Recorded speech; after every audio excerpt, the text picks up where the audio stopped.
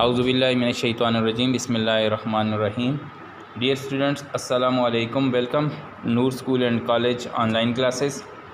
We are solving question number 5 of exercise 1.3 और इसमें अब कौन से इंपॉर्टेंट पॉइंट्स हैं पहले वो हम डिस्कस कर लेते हैं। देखें, जब भी क्वाड्रेटिक इक्वेशन जो है इक्वेशन जब भी इन्वॉल्व हो तो हम उसको फैक्टराइज़ कर सकते हैं, मीन मिडिल टर्म ब्रेक कर सकते हैं, या और कोई तरीका कर सकते हैं। a² माइनस b² लगा सकते हैं, कंप्लीटिंग स्क्वायर से सॉल्व कर सकते हैं। ये सारे मेथड हैं उसके। अच्छा, फिर हमारे पास दूसरी बात ये आएगी हमारे पास कि हम उसको क्वाड्रेटिक फार्मूला लगा लें।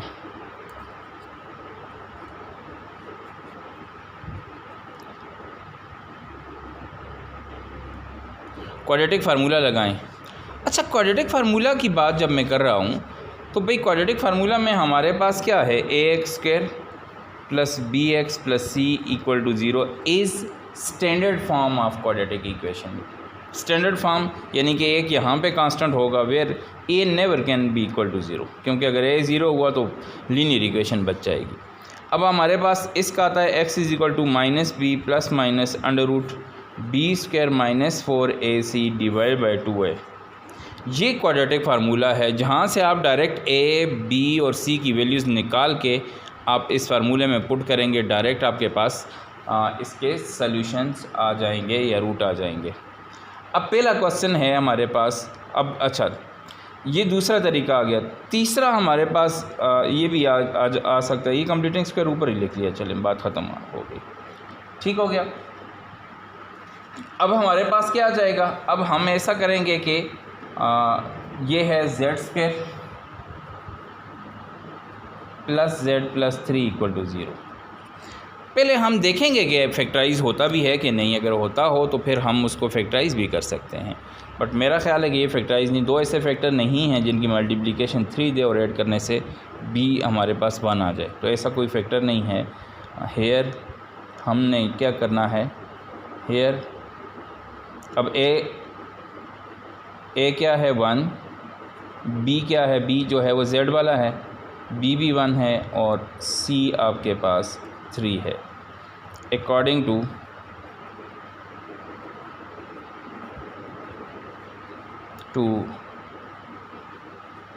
Quadratic formula. क्वाड्रेटिक फार्मूला के मुताबिक क्या हो जाएगा, क्वाड्रेटिक फार्मूला के मुताबिक हमारे पास क्या होगा, क्वाड्रेटिक फार्मूला के मुताबिक हमारे पास क्या हो जाएगा, z इज़ इक्वल टू, वहाँ x था यहाँ z हो जाएगा, minus b plus minus b² minus 4ac divided by 2a। Putting values, अब वैल्यूज़ इसमें पुट करें ना तो z is equal to b की जगह क्या डालेंगे, -1 हो जाएगा। b का स्क्वायर है तो किसका स्क्वायर हो जाएगा, 1 का स्क्वायर हो जाएगा। -4 इंटू a क्या है 1 और c क्या है, c is 3 divided by 2 into a mean 1। z is equal to हमारे पास क्या आ जाएगा, z इज़ इक्वल टू क्या होगा, z is equal to -1 plus minus √1 का स्क्वायर 1 -4 हो जाएगा डिवाइड बाई 2। अब अगर इसको यहीं पे कर लूँ तो z क्या बन जाएगा आपके पास, z will be -1 plus minus √-3, 1 में से 4 निकाल रहे हैं, divide by 2।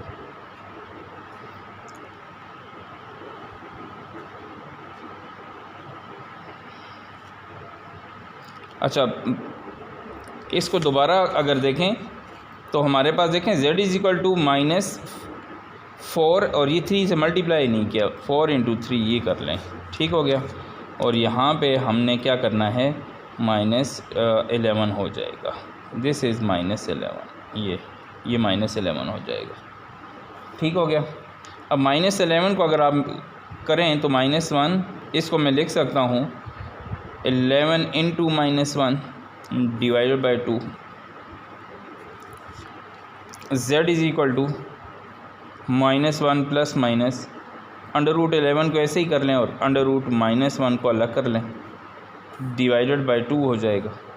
z is equal to -1 plus minus √11 और ये √-1 आयोटा हो जाएगा डिवाइडेड बाई 2। तो मेरे पास z के दो सॉल्यूशंस आ जाएंगे। तो सॉल्यूशन सेट्स आर, हमारे पास क्या हो जाएगा, एक आपके पास -1 प्लस √11 आयोटा डिवाइडेड बाई 2 हो जाएगा, एक -1 माइनस √11 आयोटा डिवाइड बाई 2 हो जाएगा।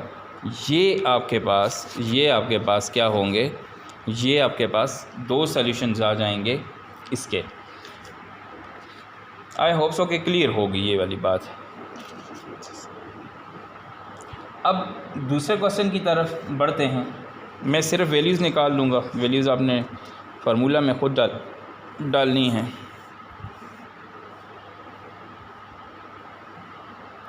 This will be z² -1 is equal to iota z हो जाएगा। z², इसको उठा के इधर ले आएँ, minus iota z -1 equal to 0। Here a क्या हो जाएगा, a आपके पास 1 है, b आपके पास माइनस आयोटा है और c आपके पास -1 है। c आपके पास क्या है, -1। अब क्वाड्रेटिक फार्मूला के तहत क्या हो जाएगा, z is equal to -b plus minus b² -4ac divided by 2a। z is equal to -b क्या है, -b माइनस आयोटा हो जाएगा प्लस माइनस b का स्क्वायर माइनस आयोटा का स्क्वायर हो जाएगा, -4 इंटू 1 और c की जगह -1 हो जाएगा, डिवाइड बाई 2 इंटू a की जगह क्या डालेंगे, अब 1 डाल देंगे। z is equal to minus और माइनस को मल्टीप्लाई करने से हमारे पास क्या आ जाएगा, प्लस आयोटा आ जाएगा, प्लस माइनस। अब माइनस आयोटा का स्क्वायर अगर मैं वैसे इसको लिख लूँ तो देखें, माइनस का स्क्वायर अलग कर लूँ तो पॉजिटिव हो जाएगा। मैं इसको एक दफ़ा कर लेता हूँ, ये आयोटा स्क्वायर आ जाएगा और माइनस और इसको मल्टीप्लाई करें तो हमारे पास क्या आएगा, 4ac में दिस विल बी +4 हो जाएगा, माइनस माइनस प्लस और ये मल्टीप्लाई हो जाएगा, divide by 2। z is equal to iota plus minus, iota square -1 होता है, अच्छा, -1 प्लस 3 डिवाइड बाई 2, क्योंकि आयोटा स्क्वायर जो है वो -1 के इक्वल है। इधर भी आप कर सकते थे, आयोटा स्क्वायर -1 और ये माइनस इसको प्लस कर देगा, ठीक है।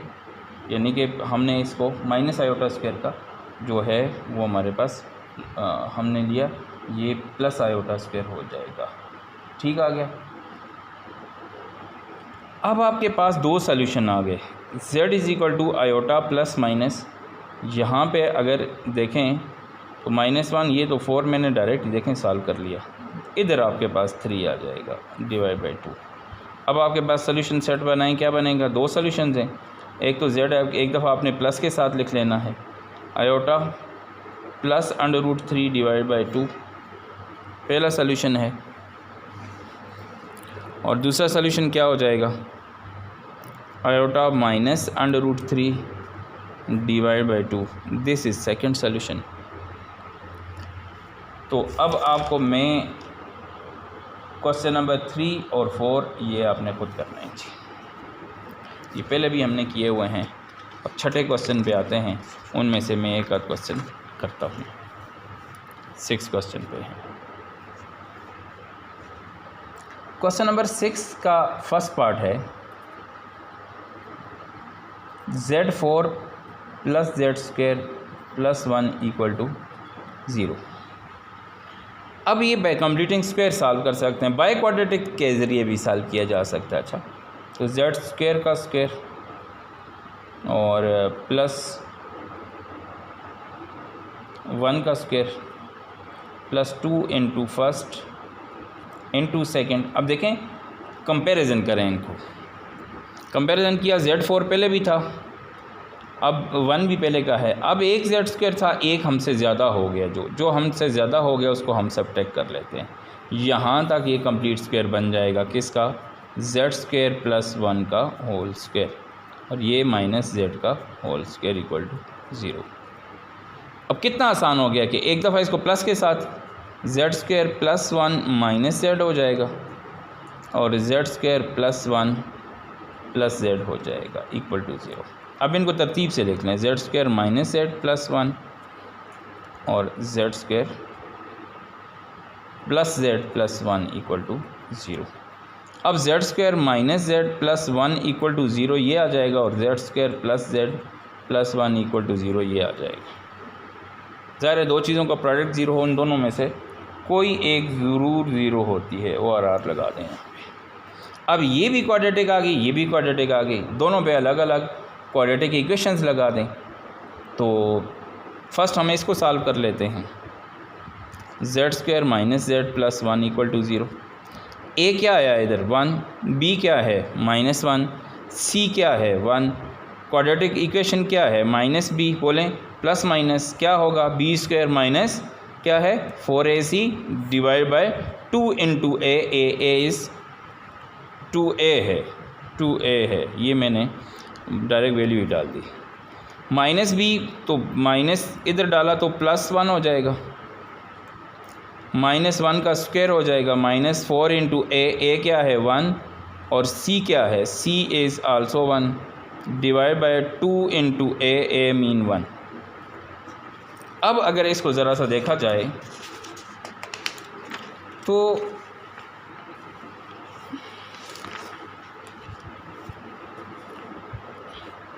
Z इज़ इक्वल टू +1 ± 1 - 4 आ जाएगा ये ओवर 2। तो प्लस लिखने की ज़रूरत है ही नहीं है वैसे, ±1 - 3 अंडर रूट ये आ जाएगा divide by 2।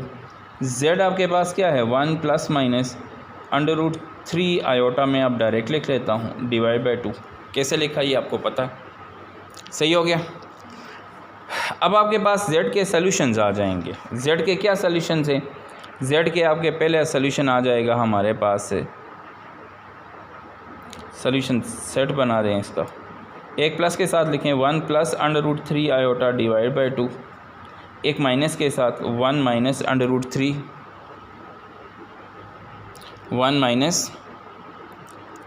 Root 3 iota divide by 2, एक प्लस के साथ 1 + under root 3 iota divide by 2, 1 - under root 3 iota divide by 2।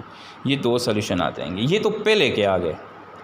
अच्छा दूसरी इक्वेशन को फिर सॉल्व करेंगे, दूसरी इक्वेशन को फिर सॉल्व किया तो फिर क्या हो जाएगा, दूसरी इक्वेशन मेरे पास क्या थी, दूसरी इक्वेशन थी मेरे पास Z², सेकंड इक्वेशन Z², इसका सेट फ़िलहाल ये इसका सेट है अलग, फिर इक्वेशन का अलग हम कलेक्टिवली सारों का भी बना देंगे, ठीक हो गया। अच्छा अब मेरे पास क्या आ गया, अब मेरे पास आ गया भाई A क्या है यहाँ पे 1, B क्या है वहाँ 1, C क्या है 1, यानी कि ax² + bx + c से हम इसको कंपेयर करके निकालते हैं तो क्या वैल्यूज़ आ जाएंगी अकॉर्डिंग टू क्वाड्रेटिक फार्मूला।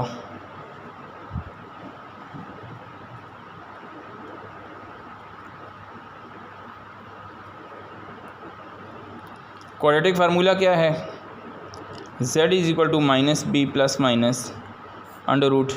ये वाला काम आप फ़िलहाल इधर ना करें, अच्छा सेट ना लिखें, सेट आखिर में, ये वाली बात ठीक है। तो फिर क्या हो जाएगा b² - 4ac divide by 2 into a आ जाएगा। Z is equal to -b mean -1, b का स्क्वायर तो 1 का स्क्वायर, -4 इंटू 1 आ जाएगा और c क्या है 1 आ जाएगा divide by 2 into a mean 2 आ जाएगा, ठीक। ठीक है। z is equal to -1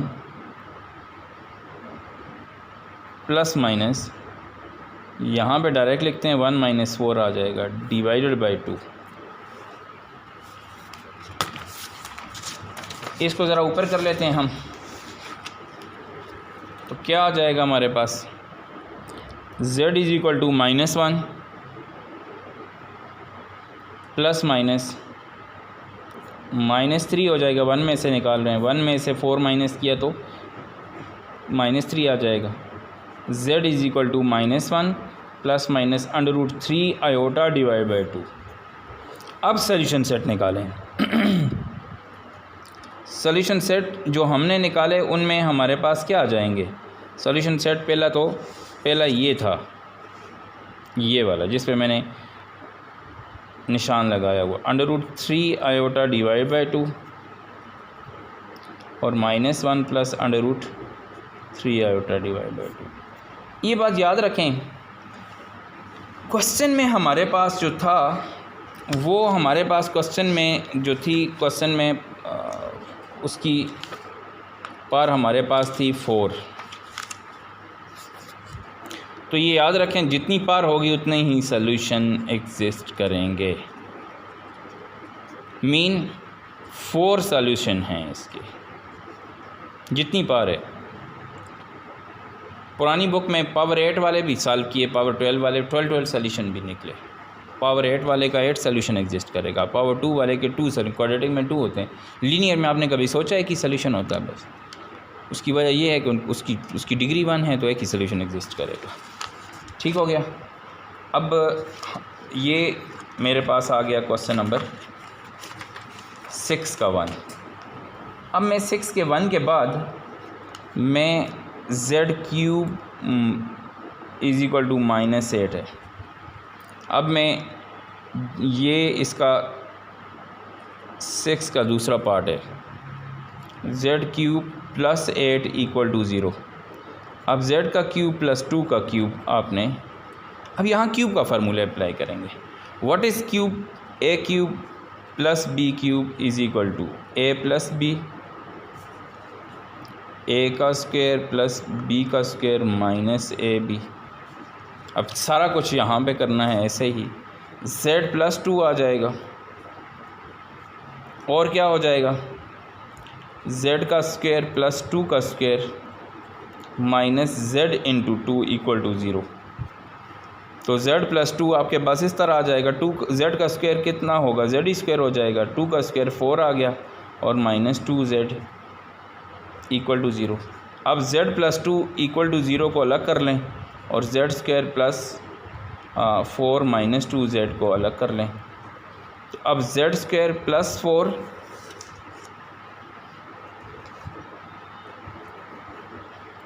z² इसको ऐसा करें, माइनस लिखें, -2z + 4 = 0। अब इसको सॉल्व करेंगे। यहाँ से z की वैल्यू आ गई कि ये -2 के बराबर, पहली वैल्यू हमारे पास, ज़ाहिर है 2 उठा के आपने इस साइड पे लाया तो z = -2 हो जाएगा। अब क्या करेंगे, अब नेक्स्ट आपने z² -2z + 4 = 0 को सॉल्व करना है। कंपेयर करेंगे तो a क्या हो जाएगा इधर 1, b -2 और c क्या हो जाएगा 4। क्वाड्रेटिक फार्मूला में लगाया तो क्वाड्रेटिक फार्मूला क्या है, +- फैक्टराइज भी हो सकता है वैसे ये। अच्छा, b² - 4ac divide by 2 × a, z = -b का मतलब 2 हो जाएगा, माइनस माइनस प्लस हो जाएगा, b का स्क्वायर मीन -2 का स्क्वायर, -4 × 1 × c का 4 हो जाएगा डिवाइड बाई 2 × a का मतलब 1 है। z = 2 ± 2 का स्क्वायर 4 4 = 16 डिवाइड बाई आपके पास क्या आ जाएगा, 2 आ जाएगा। अब आप ऐसा करें कि z = 2 ± यहाँ पे -12 हो जाएगा डिवाइड बाई 2। ठीक हो गया। अब आप इस तरह कर सकते हैं कि इसको हम लिख सकते हैं z = 2 ± √12 आयोटा लिखा जा सकता है इसको डिवाइड बाई 2, क्योंकि √-1 हमारे पास आयोटा के बराबर, उसको मैंने अलग कर लिया था। ठीक हो गया। अब आप z इज़ इक्वल टू क्या करेंगे, z is equal to 2 plus minus, यहाँ से इसको मैं लिख सकता हूँ 4 इंटू 3 डिवाइड बाई 2 आयोटा, और यहाँ पे हमारे पास क्या आ जाएगा, यहाँ पे हमारे पास आ जाएगा अब